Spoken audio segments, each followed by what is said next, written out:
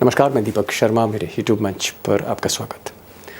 दोस्तों, कहाँ तो हमारे प्रधानमंत्री यूक्रेन और रशिया के बीच युद्ध रुकवाने जा रहे थे, कहाँ तो हमारे प्रधानमंत्री फिलिस्तीन और इजराइल के बीच समझौता कराने की तैयारी कर रहे थे, कुव्वत रखते थे, और कहाँ जब हम पर संकट आया। जी हाँ, सच्चाई है कि जब हम पर संकट आया तो हमारे विश्वगुरु दुनिया, जी हाँ, पूरी दुनिया के मंच पर अकेले दिखाई दे रहे हैं, ऑल अलोन। और कड़वी सच्चाई यह है कि हमारा सबसे पक्का दोस्त रूस, जिसके साथ भारत ने जीने मरने की कसम खाई थी, आज वो रूस पाकिस्तान और चीन के साथ खड़ा दिखाई दे रहा, हाथ मिला रहा है। यही नहीं, बांग्लादेश, जिसको हमने आज़ादी दिलाई, जिस बांग्लादेश को हिंदुस्तान ने क्रिएट किया, आज बांग्लादेश चीन के पीछे खड़ा होकर भारत को आंखें दिखा रहा है।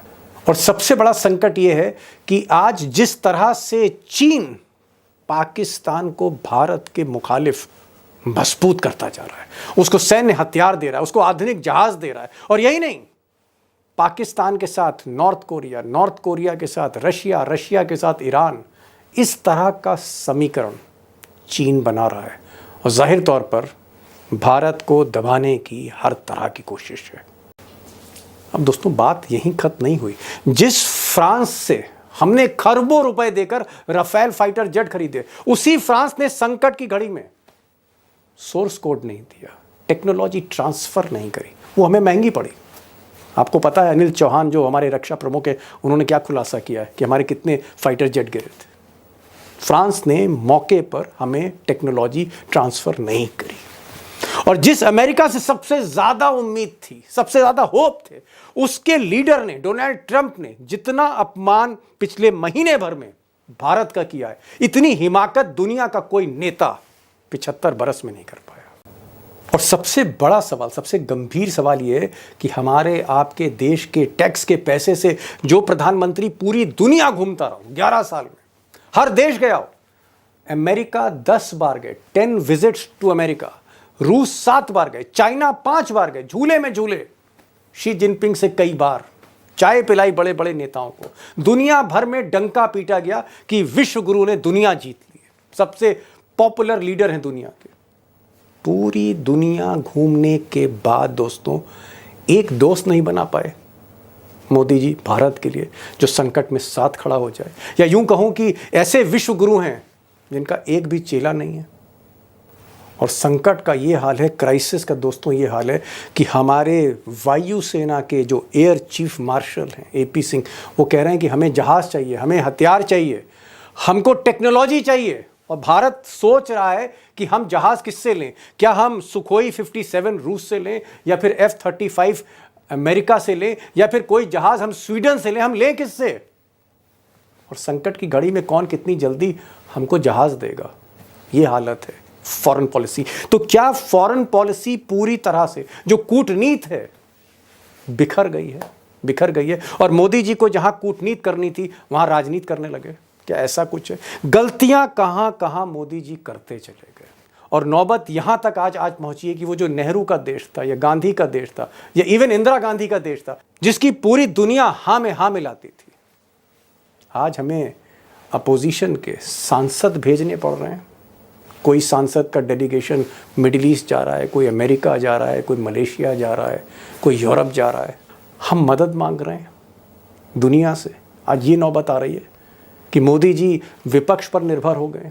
सवाल इस बात का है, व्हाट मिस्टेक्स वर मेड, कहाँ पर गलतियाँ हुई जो आज ये हालात आए कि हम अलग थलग पड़ गए। बहुत गहरा सवाल है, बहुत मुश्किल सवाल है, कॉम्प्लेक्स है, इतना आसान नहीं है इसको समझना।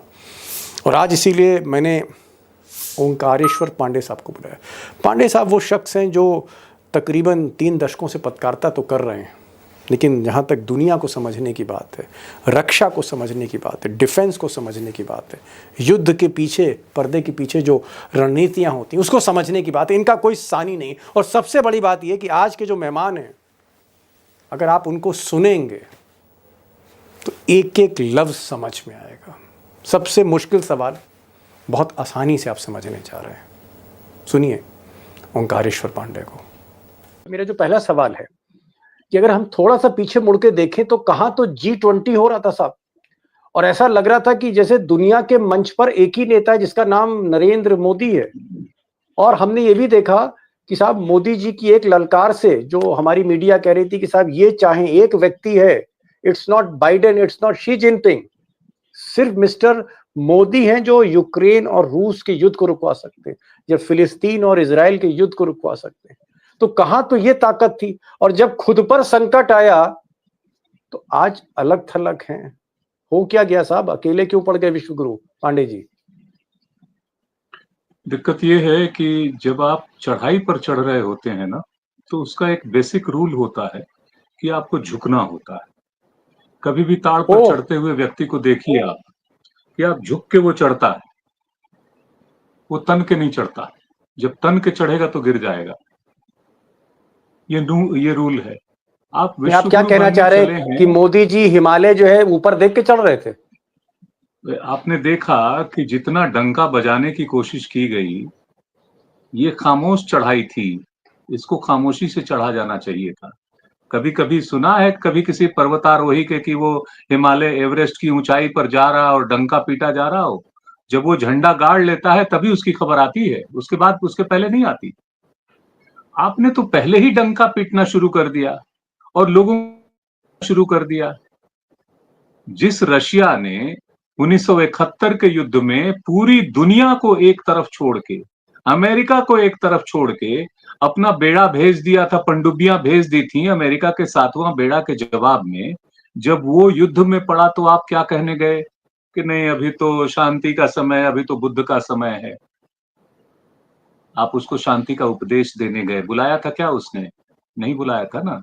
तो जब आपका युद्ध होगा तो वो भी कहेगा ना आप तो बुद्ध वाले देश हो ना, शांति वाले, शांत रहो।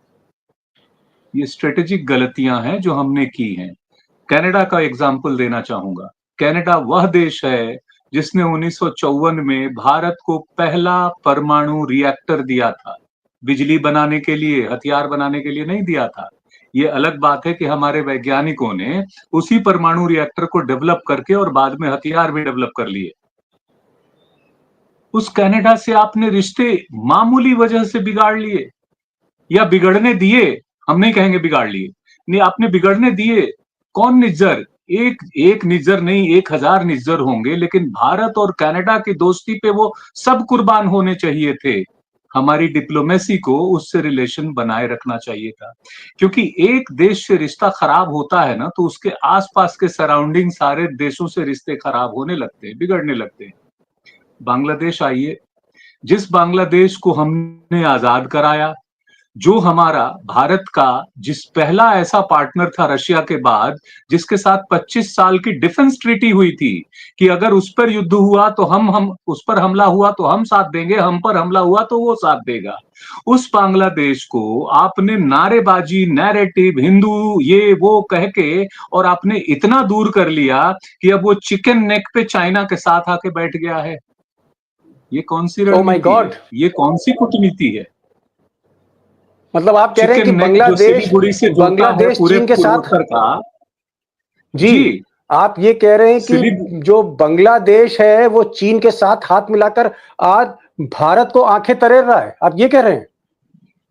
बिल्कुल ऑन रिकॉर्ड कह रहा है ये कह रहा है कि चीन और बांग्लादेश को मिलकर पूर्वोत्तर का विकास करना चाहिए। पूर्वोत्तर का विकास करने का क्या मतलब है? यानी कब्जे में लेके करना चाहिए। तो जो इस तरह की बातें करने लगे हो जहां के एक्सपर्ट्स, और वो चिकन नेक कितना क्रुशियल है आप जानते हैं? मात्र 20 किलोमीटर चौड़ाई है उस चिकन नेक की, जो हमारे वेस्ट बंगाल बिहार के इलाके को पूरे नॉर्थ ईस्ट से जोड़ता है। उस चिकन नेक से सिलीगुड़ी से डोकलाम, जो कि एक फ्लैश पॉइंट बना था भारत चाइना के बीच में, वो मात्र 120-25 किलोमीटर की दूरी पे है। युद्ध में आप जानते हैं कि 200-200, 400-400 किलोमीटर का डिस्टेंस कोई मायने नहीं रखता है। वहां से आपका जो तिस्ता वाटर प्रोजेक्ट है वो कितनी दूरी पे है, जिसको उसने भारत को देना था, भारत लगभग उसके लिए तैयार हो गया था, वो तिस्ता प्रोजेक्ट उसने चाइना को दे दिया।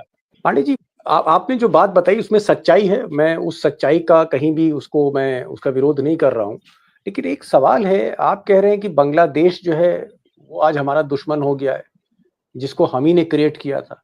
लेकिन G20 अभी समिट हुआ, दुनिया भर के नेता आए, मोदी जी ने उनका इस्तकबाल किया और पूरी देश और दुनिया में मोदी ही मोदी थे और वाकई लग रहा था कि विश्व गुरु है मोदी। और आप कह रहे हैं कि बांग्लादेश, नेपाल, भूटान, ये सब आप कह रहे हैं कि ये अब भारत की नहीं सुन रहे।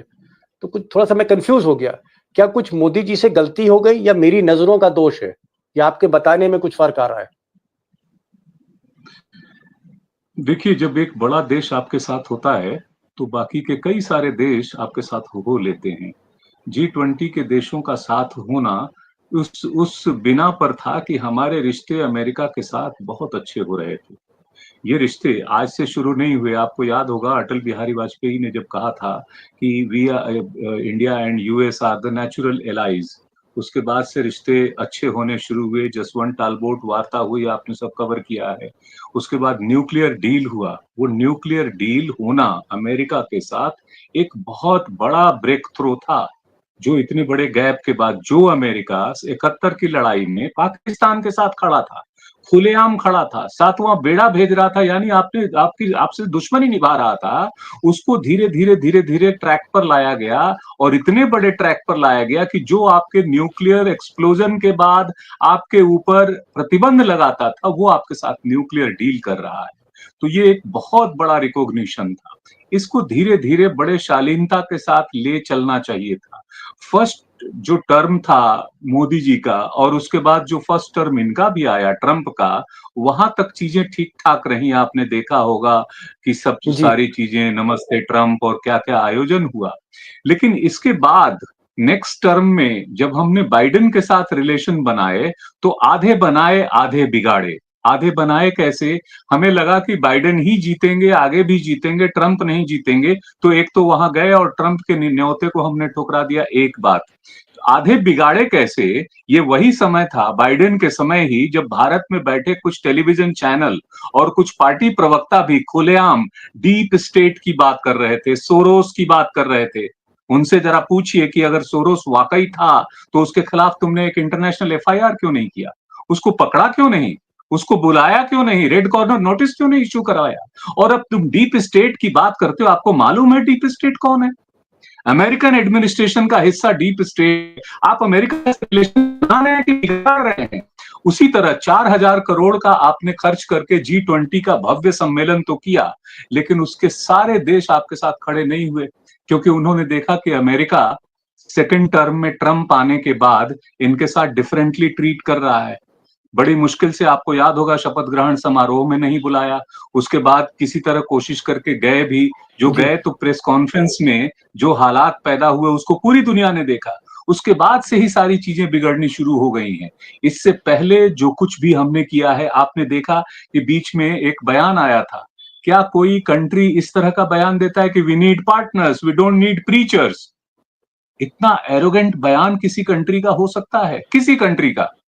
आप अगर इस भाषा में बात करेंगे तो जो टीचर्स का मतलब क्या? कोई आपको समझाना चाहता है, कोई कुछ कहना चाहता है कि भाई ये देखो ये मसला है। तो हम इतना अगर हार्ड स्टेटमेंट जारी करेंगे, तो इसलिए ये सारी चीजें बिगड़ी हैं। ट्रंप 2 के बाद जो जियो पॉलिटिकल सिनेरियो है वैसे भी बिगड़ा है, सिर्फ भारत के साथ जी। नहीं बिगड़ा है। ट्रंप 2 ने नाटो को ध्वस्त कर दिया एक तरह से। उसने कह दिया नहीं साहब, हम इनका रक्षा बजट नहीं खर्च कर सकते हैं, तुम लोग 5% करो जीडीपी का, तब हम तुम्हारे साथ जी। हैं। पूरा यूरोप इस समय एकदम से सदमे में है और वो नए सिरे से खड़ा होने की कोशिश कर रहा जी। है। ये यहाँ वो पर समय मैं था, पांडे जी। दीपक जी, मैं आखिरी बात कहके आपको ले रहा हूं। ये वो समय है जब यूरोप को लगने लगा है कि जो भारत की उस समय की गुट निरपेक्षता की नीति थी वही सही है, और वापस आज यूरोप उस पर चलने लगा है और हम छोड़ के अमेरिका के पिछलग्गू होने लगे थे और वहां से भी झटका खा के बैठ गए हैं। जी। नहीं, नहीं, मेरा सवाल ये था कि आपने ठीक कहा कि कहीं न कहीं मोदी जी से गलती हुई। विदेश मंत्री एस जयशंकर ने कुछ बरकाने बयान दिए जो नहीं देने चाहिए थे। अब वो मोदी की चापलूसी में ऐसा बोल रहे थे या वो खुद ऐसा बोल गए, गलती कर गए, मैं उस पर नहीं जा रहा हूँ। पोस्टमार्टम हो गई। मैं एक चीज़ देख रहा हूँ कि जिस तरह से दुनिया बदल रही है, चाइना के साथ रूस खड़ा है, चाइना के साथ नॉर्थ कोरिया खड़ा है, चाइना के साथ पाकिस्तान खड़ा है, चाइना के साथ ईरान खड़ा है। अब ईरान से हमारे बड़े अच्छे संबंध, रूस से हमारे बड़े अच्छे संबंध, ये दोनों देश चीन के साथ खड़े हो गए। और हम कहीं नहीं हैं। इसी तरह से हम देख रहे हैं कि जर्मनी और जापान और साउथ कोरिया वो एक तरह से एक सुपर पावर एक्सेल रहा है। उधर सऊदी अरब, इजराइल या कतर कह लीजिए या ब्रिटेन कह लीजिए, ऑस्ट्रेलिया कह लीजिए, वो अमेरिका के साथ खड़े दिख रहे हैं। भारत इन सारे दुनिया के रिश्तों में, समीकरण में कहां है मिस्टर पांडे? हम हैं कहां? कहां खड़े हैं आज? यही दिक्कत है कि आपने अपने प्रति अविश्वास पैदा किया है। जिसको ज्ञान देने की आवश्यकता नहीं थी, वहां आप ज्ञान देने पहुंच गए। जिसके साथ बड़ी मुश्किल से दोस्ती बनाई गई थी, जो थोड़े समय फर्स्ट टर्म में प्रधानमंत्री मोदी ने भी उस चीज को कैरी ऑन किया, तभी आपने देखा होगा कि मल्लापुरम में और अहमदाबाद में झूले झुलाए जा रहे थे जी जिनपिंग के साथ। तो वो जी सुधर रहे रिश्तों का ही संकेत था ना। उन सुधर रहे रिश्तों को अचानक क्यों इतना बिगड़ दिया जाने लगा? गलवान की घटना हुई, उस तरह की घटनाएं पहले भी हो चुकी हैं। आप एक बात नोटिस करेंगे कि भारत और चीन की लड़ाई में 62 के बाद शायद ही कभी गोली चली हो। मुझे याद नहीं है कि कभी गोली चली हो। 62 में भी वो तेजपुर तक आया था। मैं असम में लंबे समय रह चुका हूं, जानता हूं। उस असम से भी वो वापस जा चुका था। तो जो उसकी खामियां हैं उसको हम जानते हैं, जो उसकी दुश्मनी है वो हम जानते हैं। लेकिन उस दुश्मनी के पीछे भी अगर वो हमारे से रिश्ता सुधारना चाहता था और है, तो उसको सुधारना चाहिए था। ये जो वक्त 5 साल गुजर गया गलवान के बाद, वो उसने हमको बिगाड़ा है और हमको चाइना के प्रति भी अविश्वसनीय दोस्त बना देता है। तो अब क्या कर रहा है चाइना, जो धीरे धीरे पाकिस्तान को साइडलाइन करके आपकी तरफ हाथ बढ़ा रहा था, धीरे धीरे बढ़ रहा था, वो वापस उसने जो है आपकी घेराबंदी शुरू की है। उसने श्रीलंका में टापू जैसा चीज ले लिया है जहां वो अपना वीजा इशू करता है। वो नेपाल में अंदर तक घुस गया है, उसका इंटरनेट सारा नेपाल चलाता है। तो हमने बातें बड़ी की हैं, लेकिन काम कम किया है। और रिलेशन बनाने की बजाय एक कंट्री ऐसा बताइए कि पिछले 10-11 सालों में जिससे हमने ऐसी ट्रीटी की हो, ऐसा समझौता किया हो कि हमारे मुश्किल वक्त में हम पे कोई हमला होगा तो वो साथ देगा। एक देश बता दीजिए। वो देश था रशिया, वो देश था बांग्लादेश। ऐसे देशों से हमने दोस्ती की थी और लिखित दोस्ती की थी। और इसीलिए अगर रशिया उस समय आया था तो उस दोस्ती की समझौते के दस्तावेज के बिना पर आपके साथ खड़ा हुआ था। हमने बहुत सारी बातें की हैं। ब्रिक्स को इसीलिए बनाया जा रहा था क्योंकि दुनिया में ये माना जाता है कि भाई अमेरिकी वर्चस्व अब लंबे समय तक नहीं रह सकता और अमेरिका आपसे सौदेबाजी के अलावा कुछ नहीं कर सकता। तो ये जो ब्राजील, रशिया, इंडिया, चाइना और उसका जो जो ब्रिक्स बन रहा था, वो कैसे कमजोर हो गया। फिर हम क्वाड में शामिल हो गए, वो क्वाड को भी हम मजबूती नहीं दे पाए। क्वाड जो है उसको फिजिकल, अगर क्वाड था तो हम पे हमला हुआ था तो क्वाड के देश कहां थे? क्वाड के देशों को सामने आना चाहिए था। और अगर क्वाड के देश हम पे हमला होने पे नहीं आ रहे हैं तो फिर उस क्वाड का मतलब क्या है? तो एक तो ये सारी चीजें जो है बेमानी हो गई। आसियान का कोई मतलब नहीं, सार्क का कोई मतलब नहीं, G7 का कोई मतलब नहीं, G20 में इतनी शोशेबाजी हमने की उसका कोई मतलब नहीं, G77 का कोई मतलब नहीं है। और अब तो जी सब कुछ बदल रहा है। अब सारी दुनिया जो है नई रीग्रुपिंग में लगी हुई है, अपने अपने रास्ते, अपने अपने दोस्त तलाश रही है। उसमें चाइना अपने दोस्त तलाश रहा है। चाइना के पास तो जो इकोनॉमिकल पावर है उसकी वजह से वो ग्लोबल साउथ तक पहुंचा हुआ है। वहां भी जाके वो 1000 ट्रुप्स को लेके वहां सैनिक अभ्यास कर रहा है। 100 देशों में उसने पुलिस चौकियां स्थापित कर रखी हैं। ओ माय उसके गॉड, पावर को अलग छोड़ दीजिए। जी चाइना ने 100 देशों में पुलिस चौकी बना रखी है। जी जी, आप उसको चेक करें। आप उसको चेक करें। कनाडा से उसके रिलेशन इसीलिए खराब हुए थे कि वहां वो अपने पुलिस के थ्रू जो है वहां इन्वेस्टिगेशन कराने लग गया था। इसलिए ओ माय गॉड। आरसीएमपी के साथ उसके रिलेशन थोड़े बिगड़े। तो जो हम हैं, हमें जितनी बातें कम करनी चाहिए, काम ज्यादा करना चाहिए, समझौते ज्यादा करने चाहिए। दिक्कत यह है कि समझौतों को तो हमने कूड़ेदान में डाला है। मेक इन इंडिया के बाद, मेक इन इंडिया से पहले जो हमारी बायलेटरल इन्वेस्टमेंट ट्रीटीज थी, वो 76 कंट्रीज के साथ थी। मेक इन इंडिया में अपने नए क्लॉज जोड़े कि हम इतना नहीं इतना लेंगे और इतना भारत में होगा, इतना परसेंटेज और इतना, बहुत सारे नए क्लॉज उसमें जोड़ दिए। लेकिन एक चीज ये उसका बताइए, नतीजा क्या मैं हुआ? समझ गया, मैं समझ गया आपने जो सिनेरियो दिया बड़ा दुखद है, बहुत ही। अगर एक लाइन को मैं समझने की कोशिश करूं तो ऐसा लगता है कि हम वाकई अलग थलग पड़ गए। लेकिन पांडे जी, मुझे ये बताइए कि भाई नेहरू जी थे उस वक्त, तो हमारी इकोनॉमी इतनी ज्यादा नहीं थी, नई नई आजादी मिली थी। नेहरू का इतना सम्मान क्यों होता था पूरी दुनिया में, लोग बात मानते थे। इंदिरा गांधी का इतना सम्मान क्यों था। और जब हम 4 ट्रिलियन की इकोनॉमी बन चुके हैं और हम एक दुनिया की पावर बन रहे हैं, तब हमारा सम्मान नहीं हो रहा है। तो क्या मोदी और नेहरू और इंदिरा गांधी, इनके पर्सपेक्टिव अलग थे, पर्सनालिटी में कोई फॉल्ट है कि भाई वही देश है, वही भारत है, एक को सम्मान मिल रहा है एक प्रधानमंत्री को, एक को नहीं मिल रहा है, एक के साथ कोई खड़ा नहीं होता। तो क्या कुछ पर्सनालिटी प्रॉब्लम्स हैं? देखिए, एक तो नेहरू से तुलना आप ना करें।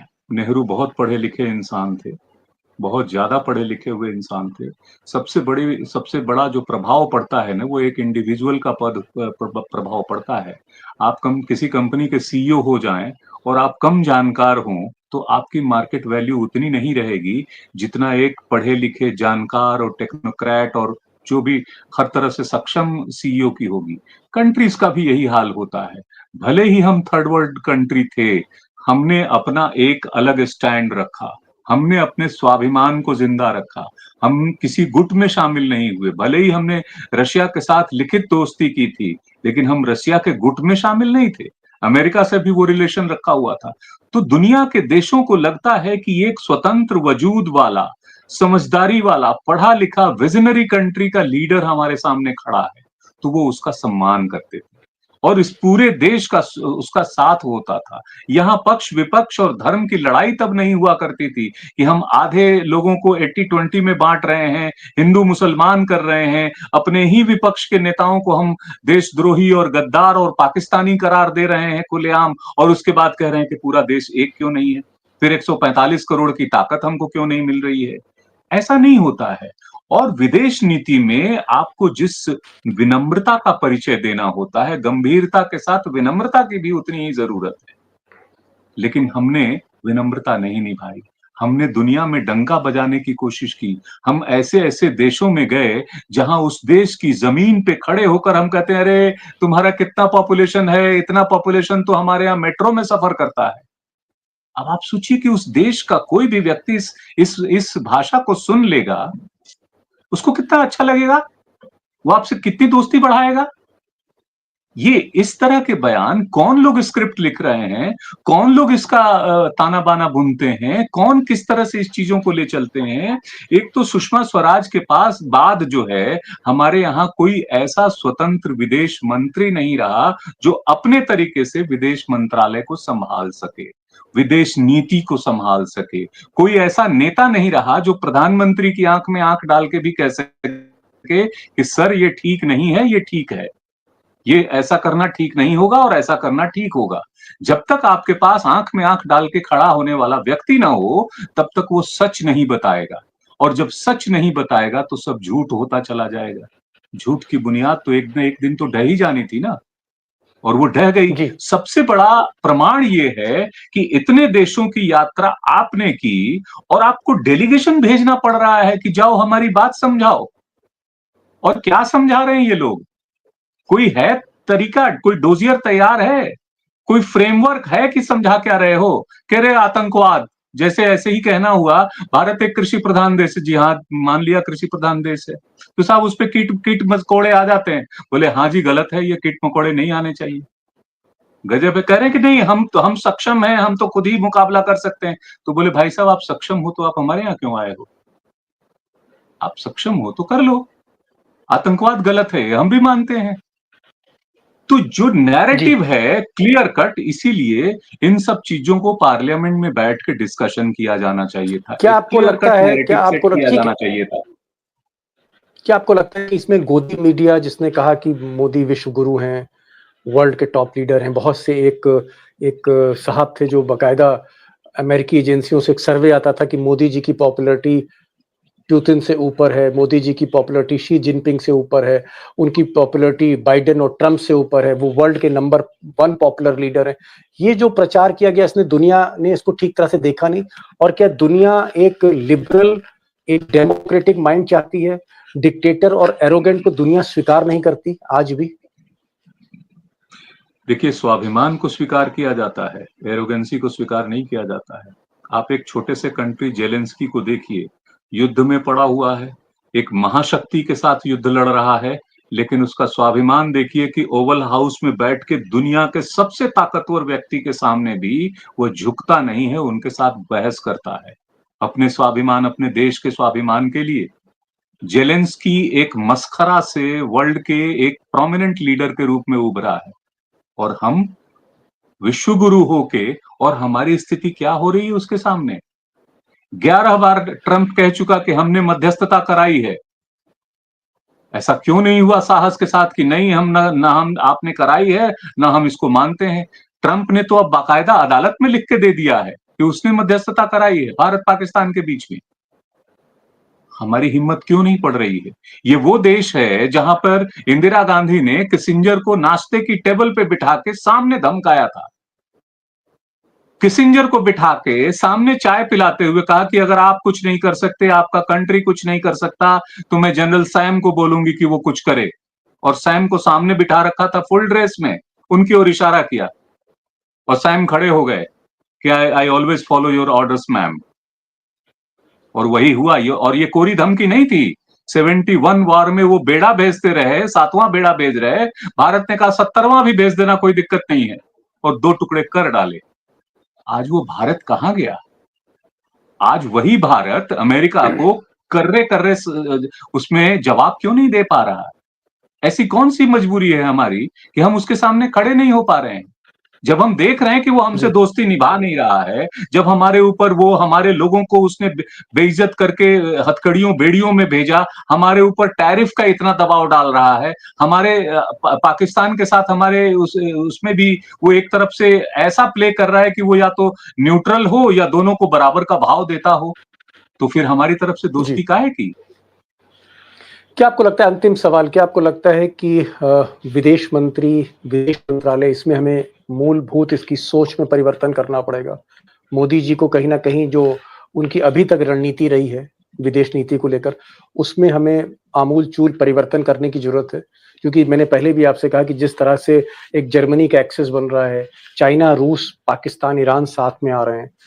सऊदी अरब, कतर, कुछ मिडल ईस्ट की कंट्री और अमेरिका और ब्रिटेन के साथ एक साथ हो रहे हैं, इज़राइल के साथ। क्या भारत को कहीं न कहीं एक बड़ा फैसला लेना पड़ेगा? और अब तक जिस ढर्रे पर मोदी जी चला रहे हैं 11 साल में, इस तरह से देश नहीं चलने वाला है, कम से कम विदेश नीति को लेकर, और हम अलग-थलग पड़ गए। कुछ बड़े फैसले लेने पड़ेंगे, आपको लगता है? सबसे बड़ा फैसला तो ये होता है कि आप मंत्रालय पे भरोसा करें। ये वही सारे डिप्लोमैट्स हैं जो पहले काम कर रहे थे। आपको उन पर भरोसा करके उन पर छोड़ना होगा कि आप अपने हिसाब से नीतियां, रणनीतियां तय करें और जहां सहयोग चाहिए वहां लें। उनके अनुसार चलें। आपके अनुसार उसको अगर चलाएंगे तो यही सब गड़बड़ होगा, क्योंकि राजनीति हमेशा कहीं न कहीं सत्ता की राजनीति से बंधी होती है। तब हम यहाँ निशिकांत दुबे हिंदू मुसलमान करेंगे और जब डेलीगेशन में जाएंगे तो वहां सेकुलर हो जाएंगे। इसलिए सत्ता की राजनीति को विदेश नीति से दूर रखना होता है। राजनीति और कूटनीति में घालमेल नहीं होना चाहिए, और इसीलिए आपको एक स्वतंत्र व्यक्तित्व वाले विदेश मंत्री की जरूरत है, जिसका रिस्पेक्ट हो, अपने देश में भी हो और दुनिया में भी हो। उसके अलावा जी, उनको सबको आपको काम करने देना होगा। ये नहीं कि हम जी, कहाँ जाएं और हमको कहाँ सम्मान मिले, हमारा कहाँ पर वो अवार्ड मिले और ये मिले, इससे आपको दूर रहना पड़ेगा। जब आप सम्मान जी। मांगते हैं तो नहीं मिलता है, जब आप सम्मान नहीं मांगते हैं तो दुनिया आपका सम्मान करती है। जी। बड़ी बात कही पांडे जी, बड़ी बात कही। और उनके ओंकारेश्वर पांडे साहब वरिष्ठ पत्रकार, जियोपॉलिटिक्स, डिफेंस जैसे विदेशों मसलों पर एक बारीक निगाह रखते हैं। पांडे जी ने 2-3 बातें इंपॉर्टेंट दोस्तों की हैं और मैं चाहता हूँ उन बातों को थोड़ा-सा फिर से अंडरलाइन करूँ। एक, इन्होंने कहा कि जब हम चढ़ाई चढ़ते हैं, जब हम बड़े होते हैं तो हम आसमान नहीं देखते, हम नीचे झुक के चलते हैं। तभी हम हिमालय पर आगे बढ़ सकते हैं। और मोदी जी ऊपर देख के ऊपर चढ़ना चाहते थे। दूसरी चीज़ कहा कि स्वाभिमान बड़ी चीज़ है, स्वाभिमान बड़ी चीज़ है। स्वाभिमान की जगह अगर नेता में अभिमान झलकता है, तो दुनिया इस तरह के मिज़ाज को स्वीकार नहीं करती, एक्सेप्ट नहीं करती। और तीसरी बड़ी चीज़ कि कहीं न कहीं भारत को आमूल-चूल परिवर्तन करना पड़ेगा। एक विदेश सचिव को आपने विदेश मंत्री बनाया, और जिस तरह से चापलूसी मोदी जी की मीडिया और विदेश मंत्री कर रहे हैं, उससे काम नहीं बनने वाला है। हमको ड्रास्टिक फैसले लेने पड़ेंगे। विदेश मंत्रालय में हमको जो हमारे एक्सपर्ट्स हैं, डिप्लोमेट हैं, उनको छोड़ना पड़ेगा। और दूसरी सबसे बड़ी चीज़ कि चुनावी राजनीति या ईडी और सीबीआई की मदद से जिस तरह से मोदी जी प्रदेशों में राजनीति करते हैं, दुनिया की राजनीति थोड़ी अलग होती है, क्योंकि वहाँ राजनीति नहीं, कूटनीति से काम लिया जाता है। There is a difference between diplomacy and politics, और शायद इस अंतर को समझने की जरूरत है। स्वागत पांडे जी, आप आए शो में, बहुत बहुत शुक्रिया, खुलकर बातचीत हुई। Thank you so much for joining this programme.